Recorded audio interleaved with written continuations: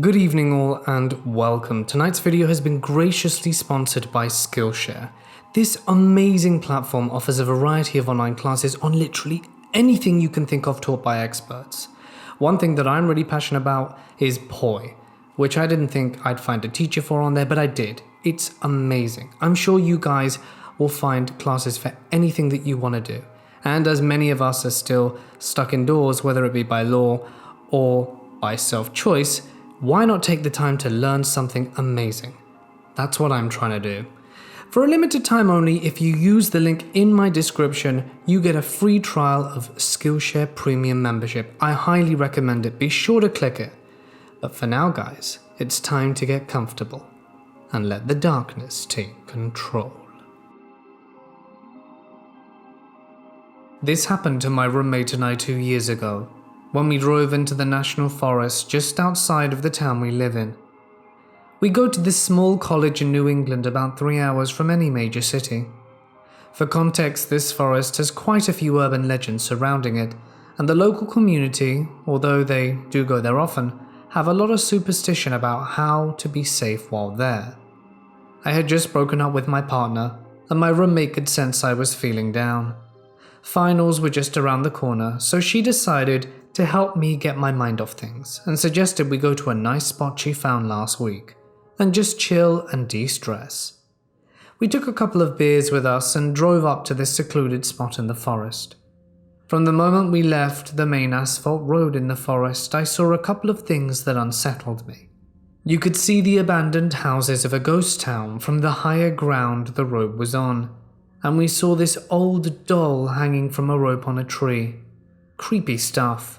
We didn't give it a second thought and just kept on driving. We got to a clearing and parked our cars behind some trees, popped open the back of our SUV and started just talking and playing music. About 10 minutes later, 2 cars appeared from the road and parked in the clearing. My friend didn't pay them any attention. Instead, she kept talking, but as I was facing them from where I was sat, I couldn't stop seeing what they did. A guy popped out of each car, talked for a few minutes, and then I saw them take out a long object covered in a dark plastic bag from the back of one of their cars. This is when I noticed that these guys were armed, and not like shotguns, which I see often in this town, but handguns, and they started lighting the bag on fire. I told my friend to get down. She turned around and saw them for the first time. Black smoke was rising from the bag, and between trying to keep my head down and steal glances at them, I saw one of them take out a second object, and I heard them shoot it right before they set it on fire. I don't know how long my friend and I were lying there in silence, but it was definitely enough to let the terror sink in and whisper to each other how much we loved each other in case this was what we thought it was. At some point I looked up and saw they were pointing at our car and saw them walking into the woods. Maybe trying to follow our tracks or trying to look for us. All I know is that right then and there I told my friend to jump into the driver's seat and make a run for it. I shut the back door, and between that and the car starting up, the guys heard it and started running towards us, then ran towards one of their cars and hopped in. We went over a hill and driving way above what was safe for dirt roads on a hillside, but we managed to lose them. We drove to a neighboring town and roamed around for a while, just to make sure no one was following us before we went back to our dorm. That day we tried to make fun of the whole situation and got really drunk, before finally breaking down and crying from knowing we had seen something we weren't supposed to. We were at first terrified of telling anyone, but eventually did tell officers on campus who contacted the police. But they never found anything.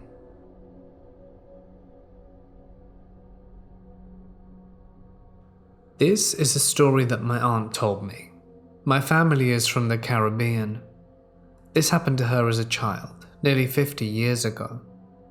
So my Aunt Jane lived in a small village surrounded by forests, sugarcane fields and rice paddy. One day Jane and her cousins decided to play a game. Jane and her cousins knew this forest extremely well since they played there every day. After a while, they noticed their cousin Jack was missing. They searched everywhere for Jack and called out to him, yet he was nowhere to be found. After an hour of searching, they decided to send one of their cousins to run and get help. Jane's uncle arrived a little while after and began helping the search for Jack. Another hour passed and the uncle came upon a thick growth of thorny vines and bushes. He heard shouting coming from nearby, but there were so many thorns and vines, it was so thick, he had to use his cutlass to go through it. And there was no way a child could go through it, that's how thick it was.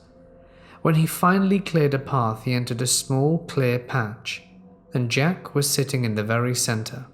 He asked Jack how he got there, and he had no memory of what happened after they began playing the game.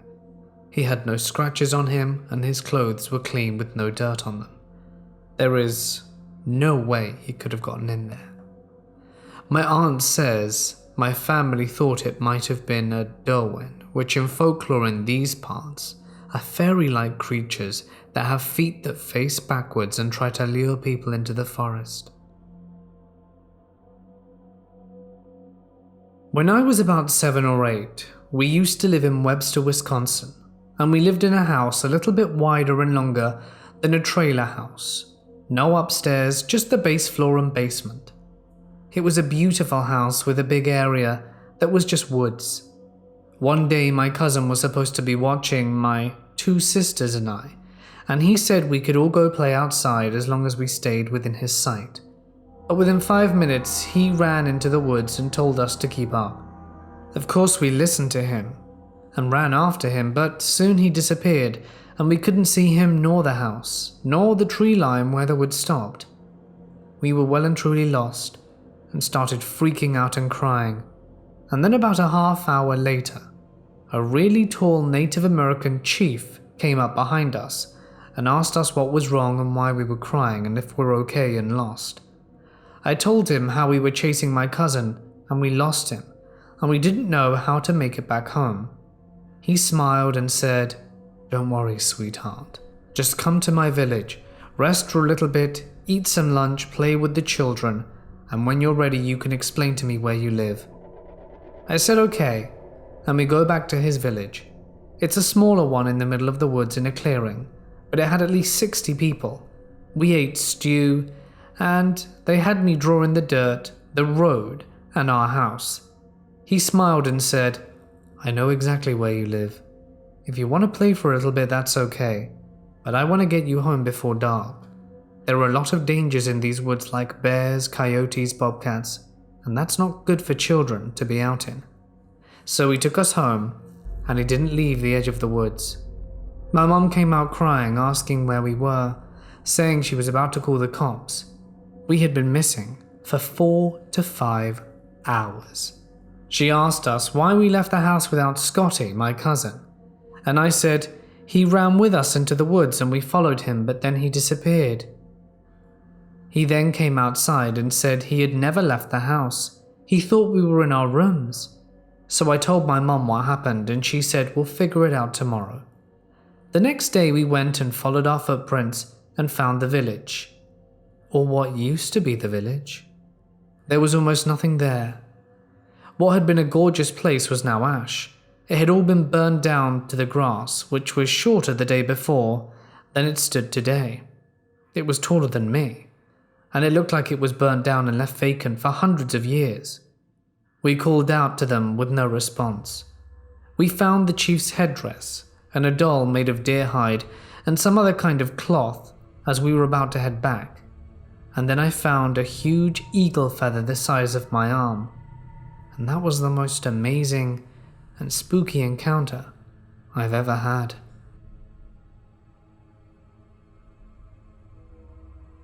I was driving through Coconico National Forest last week, on the way to the Grand Canyon with my boyfriend. It was around 12 to 1 a.m., and I was chillaxing playing my Switch while he drove us down through the forest. Suddenly he jumps and yells, "What the?" clearly startled. I asked what was wrong and he said he saw a lady standing on the side of the road, pointing to the other side. Apparently he thought he saw something up in the road and turned on the high beams illuminating the woman. Without contemplating it too much, I looked at where he said the woman was pointing, and out of the bushes stepped a massive bull elk with a few females behind him, and we had to swerve hard to dodge him in time. Had I been playing my Switch and not seen them, we likely would have smashed right into what might as well have been a brick wall. So then I started to think about it and realized we were deep in a part of the forest where there are no marked campsites and no inhabited dwellings. And while it's not entirely impossible to assume that someone on the road is a camper, the way she apparently just appeared out of nowhere and was deliberately pointing to where the hidden elk were to the only car within a 30-mile radius seemed incredibly strange and even more unlikely. What's interesting is that my boyfriend is super in touch with the paranormal. He's a bit more susceptible to energies and the like. He often feels or sees presences going about their old routines, and apparently has been seeing these things since he was small. And this isn't him doing an attention-grabby thing. He didn't tell me about his paranormal sensitivity until we had been dating for a few months, and only after the elk incident. I'm curious if it was specifically a guardian spirit for us, or just a presence that was trying to protect us as we passed. Around the Great Depression, my great-grandfather decided it would be a good idea to build a second home. Why? I have no idea. But he did. He decided upon Vermont, as it's not too far a ride from his house in Woodbridge. But it was far enough that he felt as though he was always away. He found a plot at the end of Coham Road in South Londonderry, next to the Windall River, and over the years built himself and our family a beautiful oversized log cabin. Now, years later, I come along, and around the time I was 6. In 1995, he passed away, leaving the home to my grandmother. We would go up and make our best effort once a winter at skiing. It always ended poorly. Clearly we're not a skiing family. But the times when we truly loved the home was in the summer. It was always a little cooler in Vermont and absolutely beautiful. Far less people, as well as the proximity to the river was sublime. It was literally in our side yard. My aunt spent many years living there alone, but she always refused to tell us any stories out of fear we would not return. Unfortunately, my little sister declared around the age of 14 she would never return, but refused to tell us why. She said we would never believe her. So that leaves us with my experiences. The house was always kept in perfect, spotless condition, and my aunt had furnished it in a very cool way with lots of interesting antiques and cool old signs. It had the Vermont look, you could say. Nothing creepy about it whatsoever, but at the same time you could always feel a presence about the house. It was clear to us the spirits of my great-grandparents were still around. The usual stuff. Footsteps at night, doors opening and closing by themselves, the occasional apparition out of the corner of your eye. Seeing as we were sure this was just our great-grandparents, we felt no fear. In fact, it was almost comforting knowing they were still around and perhaps even enjoying our company. For me, however, the scary stuff was what was outside the house. We were maybe half a mile, if not a little more, from the nearest house, and others, then our yard and the river, where we were surrounded by thick dark wood. Many nights I would lie in bed and hear a menacing, almost quiet growl in the woods behind the room I slept in. On the rare occasion I would be brave enough to peek out the window, I would often notice a pair of glowing eyes. I could only ever glance so briefly. I was never able to make out a body or size, but I'm sure it was there. In the mornings, I would always go back and check out, but there was never anything. No footprints or crushed plants, nothing.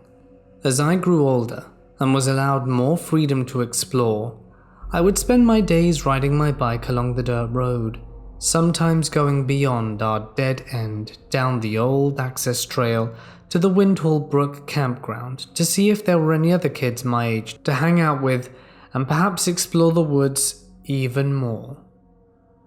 I will never forget riding down the trail on a beautiful summer day and noticing it getting darker and darker, colder and colder. But still my naive self carried on. I began hearing footsteps in the woods above me every so often, a branch snapping and a crack echoing through the valley. Every time I stopped, the woods grew silent again.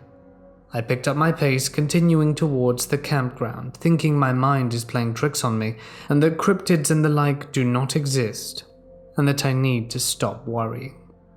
Sure enough, the second I had calmed back down, I saw the eyes in the woods again, and I saw no silhouette, shape, figure, nothing but darkness and eyes. Now, as you can imagine, you might have guessed I straight booked it and pedaled harder and faster than I ever had in my life, and made it to that campground quicker than anyone who has ever come before me.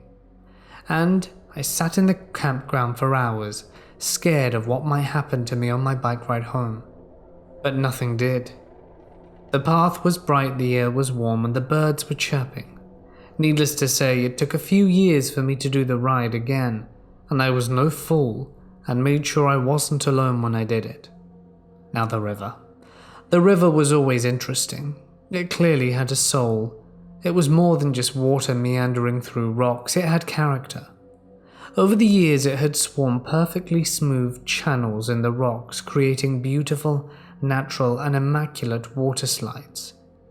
There were perfect little pools one could sit in and read books for hours on the side of as well. It was like our own little amusement park. Now, on to some of the weird stuff. It seemed like every morning there would be these towers of river rocks built on stones throughout the river. Now these stones were identical to the ones we'd see alongside our road as we'd drive to and from the house, always round the river rocks, tapering down in size with the largest at the bottom. They probably ranged in size from a foot or two in height. I always just assumed it was the locals doing Vermont stuff. Not a wild superstition, but some of them do some strange things. The river ones were strange because it required swimming and a lot more effort to make, and even if you knocked them down at sunset, they would be back up at sunrise. We're not destructive people, so it's not like it was a thing to knock them down every day, but sometimes they'd fall while we were playing, and sometimes we would use the rocks as skipping stones, as they would be perfect for it. But the little rock towers would always come back. One hot and humid July day when I walked down by myself to the edge of the river, we had a rule that you weren't allowed to swim alone, as sometimes the currents could get strong, and if you really wanted to swim bad enough, it was always easy to get someone to accompany you. I was sitting at the river's edge, splashing my feet in the water and collecting stones for skipping, when I began to hear rustling on the other side of the river. I looked and looked, but couldn't see anything. Eventually I had forgotten about the rustling and began skipping the stones again. But the rustling began anew, followed by sticks crackling. Yet again curiosity got the best of me, and I began following the noise down the river.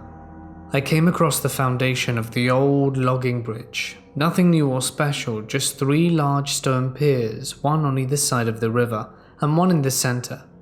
It was here that I stopped following the noise, as we always used the bridge as a kind of end of our zone. But as I did, I noticed movement by the pier on the far side of the river, and large stones began rolling through the trees down towards the river. Again it began to get chilly and quiet, nothing like the previous time on the trail. A location I was not far from, but it was like a cold wind, and if the woods had a dimmer switch and someone was slowly dimming it. I stood silently for a few minutes until I was sure whatever it was gone before trying to silently walk back towards the house. And again as I did, it warmed up and the birds began chirping, and by the time I was back, it was as if nothing had happened. As I grow older, I often wonder perhaps if the spirits of my great-grandparents had stuck behind to protect us from whatever was in those woods. There was certainly something strange going on there. I grew up in a rural community in southern Ontario. It was one of those places where everyone wears camo, and when deer hunting opens, everything becomes deserted. As a kid, I spent the majority of my time in my forest playing alone, as my sisters weren't too fond of leaving the house, and my closest friend lived a few kilometers away. My favorite pastime was finding anything I could hit things with: stick, axe, hockey stick, and just run around the woods for hours practicing my combat skills against those poor and defenseless trees. Every day my bus would drop me off at 2:55, giving me lots of time to defeat my wooden enemies before my parents returned at 5:30. And once it was summer, I was out there from the moment I woke up. But I was always sure to be back and in the house before my parents got home, so they couldn't catch me messing around with a splitting axe. This was my nightly routine from ages 9 to 13. By around age 13, the act started to get boring. I knew the forest like the back of my hand and finally had worked hard enough to buy an Xbox. One summer, the internet went out, ruining my game of Medal of Honor, so I decided to do the one thing I had done a million times before and go get lost in my forest. It was about 10:30 a.m. I knew I had plenty of time before Dad got home. This being southern Ontario, the only thing that I was remotely scared of were fishers, combined with the fact that I was no longer interested in fighting trees. I only brought with me my fancy pocket knife that I had obtained from my father's police cruiser. I ran into the forest, up the main path over a ridge, and scaled it like I had many times before. I was gone 20 minutes when things started to feel strange. For some odd reason, I felt like I was being watched. I had never seen anyone but my neighbors in my forest before, so I immediately tossed the idea aside, thinking that I was just being overreactive. I kept running for another 10 minutes when the feeling starts to get stronger. I suddenly felt as though I was somewhere I shouldn't be, as though the branches overhead started to get thicker and everything grew darker and quieter. Occasionally I would hear this strange sound, which was unlike an animal I'd ever heard before, but more like the bell on a bike with an odd echo to it, almost like a metallic cricket. I decided that I should probably head home and check the time on my phone. It was barely 11 a.m. It was then I realized I had no idea where I was. Keep in mind that I knew every inch of this forest, from the roads that border three sides to the lake that borders the other. I had hiked every inch of it numerous times before, yet I had no idea where I was. And then things began to get stranger. I looked down around my feet and saw a bunch of metal buckets and various other metal tools. This is when I heard a voice. It seemed like a child calling for me by name. The voice was light and seemed to flow effortlessly on the wind. In my panic, I assumed it was one of my sisters calling for me to come home, so naturally I called my sister's name back. When I got no response, I took up my phone and began calling. But this, being the middle of nowhere on the Canadian Shield, I had no service. I looked around and out of the corner of my eye saw something dart behind a tree. I looked around me and saw laying in the ground among the buckets a rusted red bicycle, like one you see from the 50s in an anti-nuke poster, and the bike seemed to be in one part of the forest that light was shining through, kind of staging it. I quickly opened my camera and took a picture, thinking my eyes were playing tricks on me. And then I heard it again, but this time the child sounded like they were almost singing my name, breaking it up at the syllables. I started to quickly walk away, hoping that I would end up anywhere but this area, but the voices seemed to follow me, and I kept seeing glimpses of something running behind the trees, keeping pace with me. So naturally, I started running as fast as I could. I ran as quickly as my legs could manage, not caring for the branches that would whip me in the face and eyes, and after 15 minutes of running, things started to look familiar. I ran down a massive hill and the trees started to become much more open and brighter. I slowed down and began to walk, too terrified to check behind me. Once the feeling of impending doom settled, I finally mustered the strength to turn around. The moment I turned around is a moment I will never forget.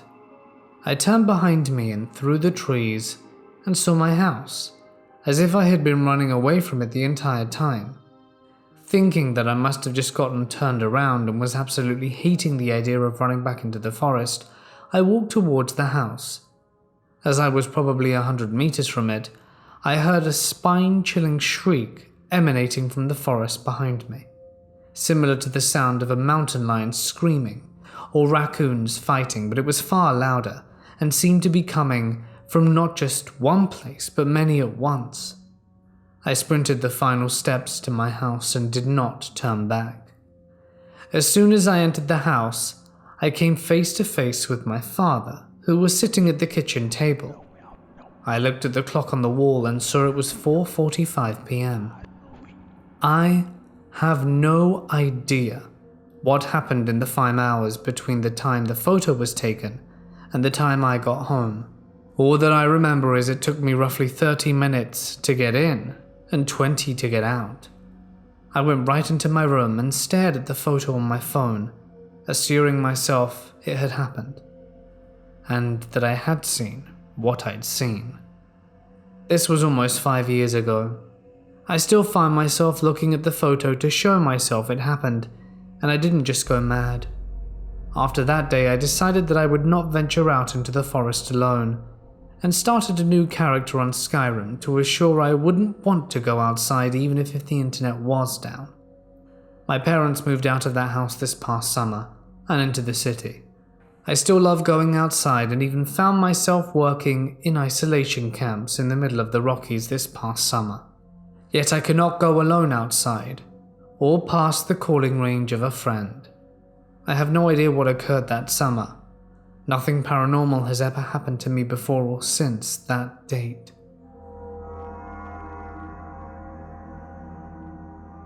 I'm a park ranger. My regular shift consists of handling the entrance booth, cleaning the park and assisting tourists and guests. One summer, one of my supervisors asks me if I'm willing to work overtime for a night shift. Me being a broke high school student would do anything to earn a bit of cash. I took the opportunity and was put on the night shift with a few other rangers. A few on patrol and a few near the entrance of the gate. I wasn't given much in terms of tools, a radio, a flashlight, and a notepad. My mobile phone was locked away in my locker as usual, and we weren't allowed to carry any sort of firearm. At 6 p.m. we'd usually close the park by this time, as no more guests were allowed through the main gate. The only exceptions were emergency services. I was stationed in the ranger station until I switched to the booth at 1 a.m. It was boring. You'd usually just sit in a small booth with a 180 dark-tinted windows and expect nothing. You'd hear semi-trucks go by every now and then, and those cicadas in the forest. The fog layers were usually thick. You could hardly see anything. There was barely anything you could do. I was so bored, so I went outside and shined my flashlight around randomly, and, in the glimpse of an eye, the light from my flashlight captured a human-y figure in the pine trees. I thought I was hallucinating because I was so sleepy.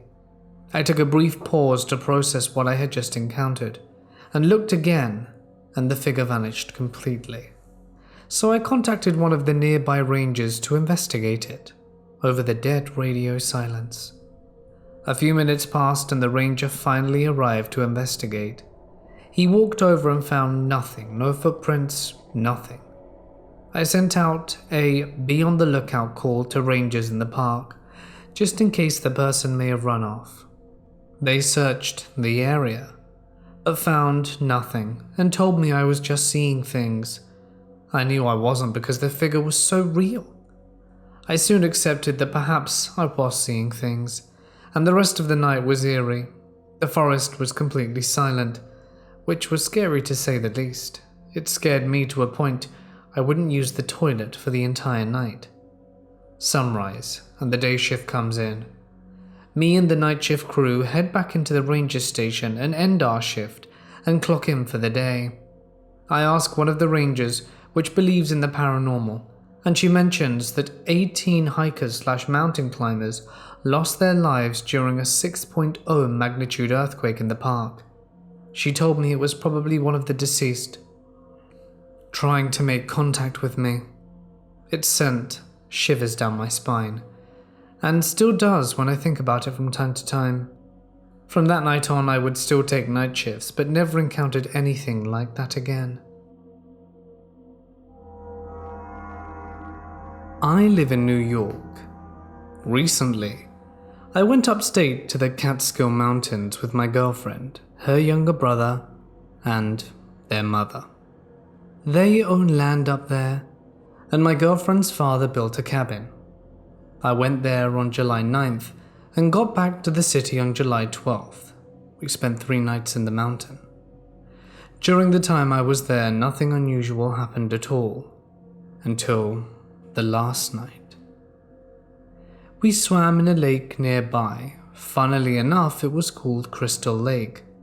We also cooked a lot of food, and overall just had a nice time. One night I did vomit after swimming. However, other than that, nothing strange happened at all, until the 3rd night. To give some backstory, the cabin is great. Has bedrooms and all that, a kitchen, even a ping pong table. However, it doesn't have a shower nor bathroom. You pee in the woods and poop in a bucket, and shower with the outdoor shower they have. The outdoor shower is pretty much a shower head on a huge metal container. You can adjust the temperature with a dial. It has wooden walls surrounding it for privacy. However, the side on the left is completely open to the forest. You stand on a wet rock and shower. This was my first time showering outdoors ever, and I really enjoyed it. At times I would just stand under the water and look out onto the forest. Every time I showered, it was dark after 10 p.m. The only light I had was a lantern and my iPhone flashlight. However, there was no real need for it, since the lantern was pretty strong. On the 3rd night, knowing it would be my last time showering outdoors for a while, I decided to shower pretty late. My girlfriend was asleep and so were her brother and mum. It was around 2 because I checked my phone before going in. I walked to the shower, trying to open the door quietly so that I didn't wake anyone. Eventually, I got there and began showering, and realized midway that I forgot to bring my shampoo. So I decided I would just do what I always did and just stare out into the forest. It was beautiful, and even though it was dark, the lantern lit up most of my surroundings. After 15 minutes of just idly staring into the forest, I started to become uncomfortable. Not because of the water temperature or anything, just physically uncomfortable. I felt like how I felt when I shut the hallway light and ran upstairs into the pitch dark. This hadn't happened to me at all. All the showers I took, I never once felt this way. I tried ignoring it, but eventually it became too much. As I went to turn off the shower, the feeling completely went away. I decided I'd stay in the shower. When I looked back at the forest, I noticed a patch of moss on the tree closest to me, which was odd because it was the tree nearest to me. Even though it was the closest tree, I still couldn't see it properly because I couldn't get the lantern wet. It stays at the entrance of the shower stall area, so the tree is pretty much in the dark. I focused more on the tree until my eyes got irritated from the water constantly hitting them. I rubbed my eyes, and just as I lowered my hands from my face did I see a tall figure walk away in front of the tree. The figure was dark like a shadow, except it had the moss from the tree all over it. No facial features or anything, probably because it was in the pitch dark. When this happened, I walked backwards and turned around to get my clothes and run away. When I turned around, I slipped on a patch of grass and hit my back against the rock I showered on. I felt lightheaded, but fine. I got up, gathered my stuff, and sped walked back to the cabin. The next morning as we were packing to leave, I hadn't told anyone about what I'd seen or experienced. My back didn't have any bruises nor scrapes or anything, so I thought it was all a dream, until my girlfriend told me that I woke her up a bit when I got back into bed last night. I still didn't tell anyone what I saw. Before we left, I told my girlfriend I left a sock near the shower area, and told her I must have dropped it on the way back and that I needed to fetch it. I went to the shower and looked at the tree. There was no moss on it. It was completely gone. All brown, not even a speck of green, just some grey parts on it. I literally said out loud, "Wow," as I stared at it. And that's it. Nothing crazy. Life happens. No weird experiences or encounters. Just plain old normal life. I do wonder what it could have been. Ocala National Forest, Florida. I probably came across either a poacher's camp or a drug operation, and they put signs up to scare people away. Me and my friends were hunting there and stayed out past midnight looking for hogs. We realized we were way deeper in the woods than we planned on being, and began to walk out. We were probably 3 or 4 miles into the woods from the main road, heavily armed with AR-15s, sidearms, and a fixed blade hunting knife in a hip sheath. So we really weren't afraid of anything, plus the moon was bright enough to navigate by even under the trees. We had lights mounted on our rifles, and I had a large, powerful flashlight in my hand that I could make into a strobe or use as a club. Whatever. The point is, we were not paranoid about anything. We were heading back and we start to hear something hauling through the woods on our right, and it was about to cross the trail in front of us. Most trails are old logging roads and are pretty wide, and they make square quadrants out the forest. This particular trail cut across one of the quadrants and was overgrown and thin. We thought it was a deer or maybe a black bear. Either way, we couldn't shoot it at night, so instead of using the rifle lights, I used my handheld light, and we waited until we heard it get near the trail. I then turned on my light, and all we saw were a pair of white legs cross the thin trail about 50 feet in front of us. They looked human. We were baffled. Like, what kind of moron goes crashing through the deep woods at 1 a.m. in shorts? And through the thick brush, not the trail. Super weird. But again, we're armed, and we are here for hogs. And we push on because it would have taken us at least 30 minutes to turn back and go around the quadrant. We hear crushing now, and then in the woods, but it never got close to us again. Finally, we reached my car, and I was relieved it was still there and not broken into. We kept the rifles loaded, shoved our handguns between the seats, and sent a console and get in the front seat. I began to drive out the forest with my moonroof open, and the stars were just gorgeous. It's easy to forget how amazing the night is in the middle of Ocala National. About half a mile down the road, my headlights fall onto a man in a checker button-down shirt and shorts just walling along the road. We are miles away from any other paved roads, and then it's another 5 to 10 miles on that paved road to get to town. Also, this is in the northern part of the forest, where there were no old cabins that were built before it was declared a national park. This dude had no backpack, no anything. Was this what we crossed paths with? What was he doing walking out here at basically 2 a.m. with no supplies, no flashlight, no nothing? He didn't even look at us as we passed. As we got near the paved road, we unloaded the rifles and put them in the trunk and went home. It was a really fun trip, and I can't wait to go back, but I'll always be armed in Ocala National. Some seriously weird stuff is going on out there.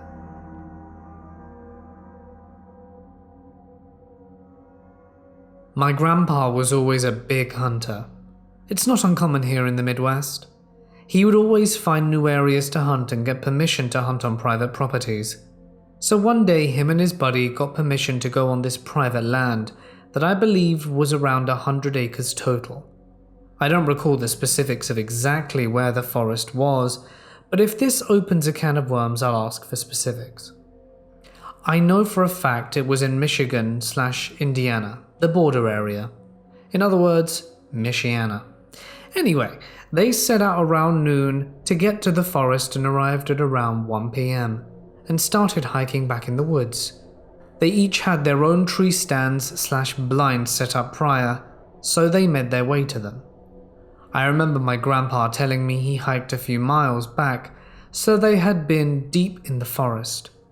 As the day goes on, they don't see any deer, and once the sun begins to set, they decide to start making their way back to the truck and meet up near my grandpa's tree stand/blind.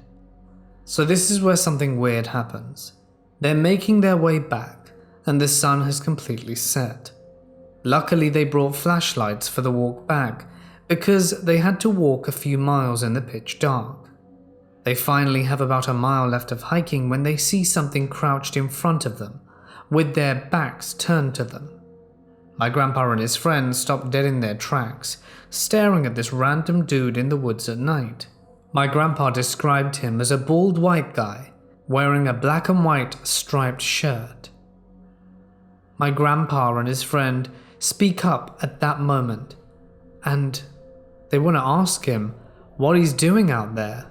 But without a word, the man stands up and faces them, staring at them, and then levitates up towards the tree and vanishes.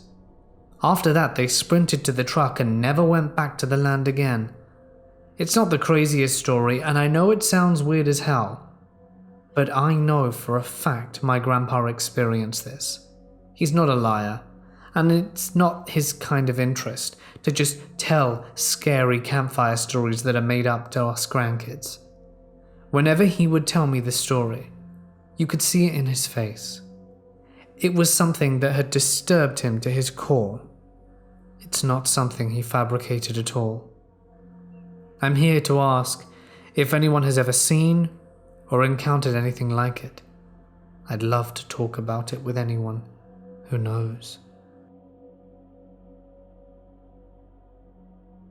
A couple of years ago, I did a bicycle tour from Eugene, Oregon to Lagunitas, California, just north of San Francisco. To save money, I would typically drag my rig into the woods of a nearby national forest and do dispersed camping for free. I was on a shoestring budget, to say the least.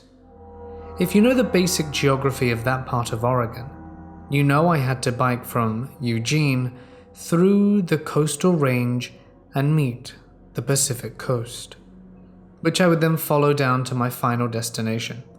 However, once I reached the coast, in order to keep finding free camping, I would inevitably have to venture inland, into the woods most nights, sometimes as far as 15 miles. Now, I've spent a significant amount of time outdoors in remote areas, out west in the upper Midwest, where I was raised. I'm familiar with the sometimes eerie silence the woods can take on when you're truly in the middle of nowhere, or the heightened vigilance that it brings on. However, I have never before felt an oppressive, dark, and dreadful energy in my environment like I did alone in the woods in southwest Oregon. The feeling of wrongness was a common occurrence when I stopped somewhere to evaluate a campsite. I often felt a strong sense of claustrophobia in these woods, and often felt that I was not alone. A strong feeling of paranoia became a nightly feature on that leg of the trip, and my sleep schedule suffered considerably. Keep in mind, I was stone cold sober on this tour. Somehow I powered on and I never saw any sort of creature nor entity, but I still can't shake the feeling that there is something evil lurking within those forests. Once again, I'll emphasize that I am well traveled in the US, experienced in the outdoors, and have never once felt a sensation like that anywhere I've ever been.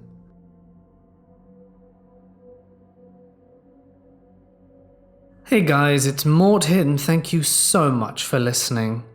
I really am sorry for the delay in fresh content. It's been hard, not gonna lie. I've got a second opinion in about an hour and a half, so I'm gonna go get that checked out. And then, probably finish editing and set this video live. I hope all of you guys are well. I hope I get good news. Yeah, really hope to get good news.